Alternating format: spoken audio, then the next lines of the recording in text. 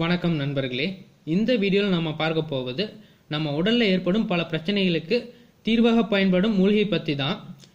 இந்த மூலிகை பார்த்துட்டிங்கன்னா அந்த காலத்தில் அதிக அளவு தங்களோட உணவுல சேர்த்து வந்தாங்க. பொதுவாக பார்த்துட்டிங்கன்னா நம்ம தாத்தா பாட்டிலாம் 90-100 வயசு வரையும் ஆரோக்கியமாக சுறுசுறுப்பாக உயிர் வாழ்ந்திருப்பாங்க. 90 வயதிலும் கூட போய் நம்ம தாத்தா எல்லாம் வயலில் உழவு வேலையில செஞ்சிருப்பாங்க. இதை நீங்கள் நேர்லேயே பார்த்துருப்பீங்க. இன்னும் நிறைய ஊரில் இது நடந்துகிட்டு தான் இருக்கு. அதுக்கு முக்கிய காரணம் அவங்களோட உணவு வகை தான். அதாவது அவங்க சுறுசுறுப்புக்கு முக்கிய காரணமே பார்த்துட்டிங்கன்னா இந்த முடக்கத்தான் கீரை தான். அந்த அளவுக்கு இந்த முடக்கத்தான் கீரை அதிக சத்து வாய்ந்தது.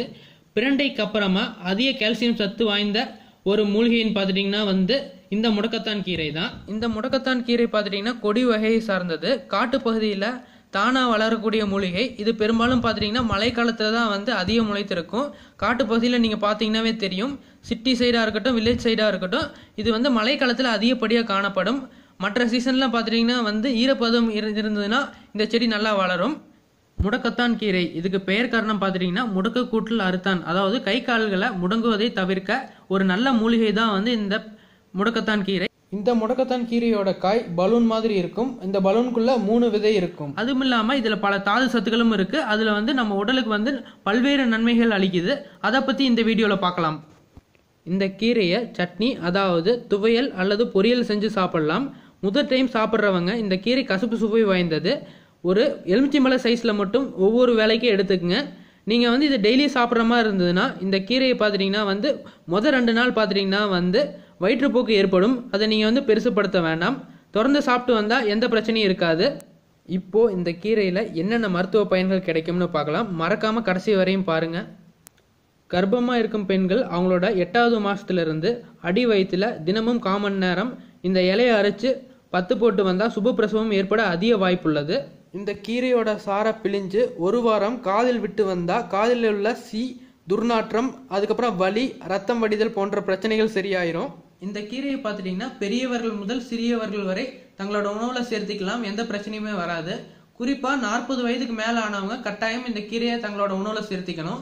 இதுக்கு முக்கிய காரணம் பார்த்துட்டீங்கன்னா 40 வயது மேல ஆனவங்களுக்கு எலும்பு தேய்மானம் ஏற்பட அதிகம் வாய்ப்புள்ளது.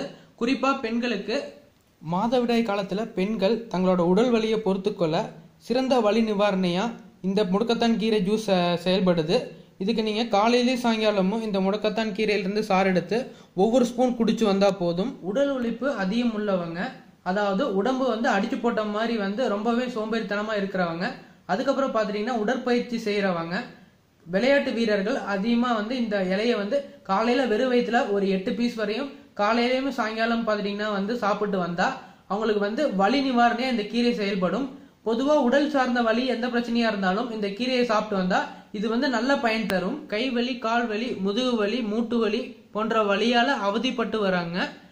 முடக்கத்தான் கீரையை விளக்கெண்ணெயை விட்டு வதக்கி வலி உள்ள இடத்துல 10 போட்டு வந்தா வலி கூடிய சீக்கிரம் சரியாயிரும்.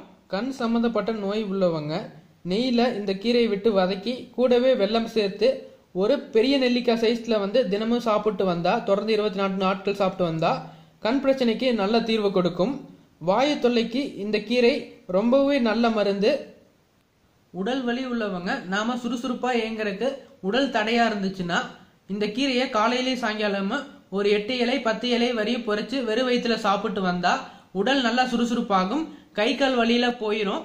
இந்த கீரை பார்த்துட்டீங்கன்னா வருஷத்துல 12 மாசமே அதிகம் கிடைக்காது. கடையிலயும் இந்த கீரை விற்பதில்லை. காட்டுலயும் யாரும் இது அதிகப்படியா பயிரிடுவதில்லை. அதனால நீங்க என்ன பண்றீங்கன்னா மழை காலத்திலையும் அதுக்கப்புறம் ஜனவரி மாசம் வரையும் இந்த கீரை அதிகம் காணப்படும்.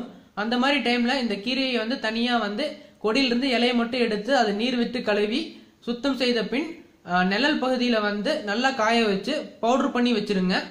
இந்த முடக்கத்தான் கீரை பொடி 1 ஸ்பூன் அளவு தினமும் காலையில வெறும் வயிற்றுல தேன் கலந்து சாப்பிட்டா இந்த முடக்கத்தான் கீரையோட சத்து எல்லாம் நமக்கு கிடைக்கும். இல்லைன்னா நீங்க தோசை மாவுல கலந்து தோசை சுட்டு சாப்பிடலாம்.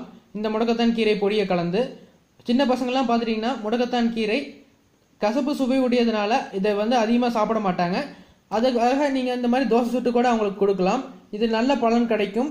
இந்த மூலிகை வாயு பிரச்சனை தீர்ப்பதால வாயு பகவானுடைய மூலிகைன்னு கூட சொல்லுவாங்க.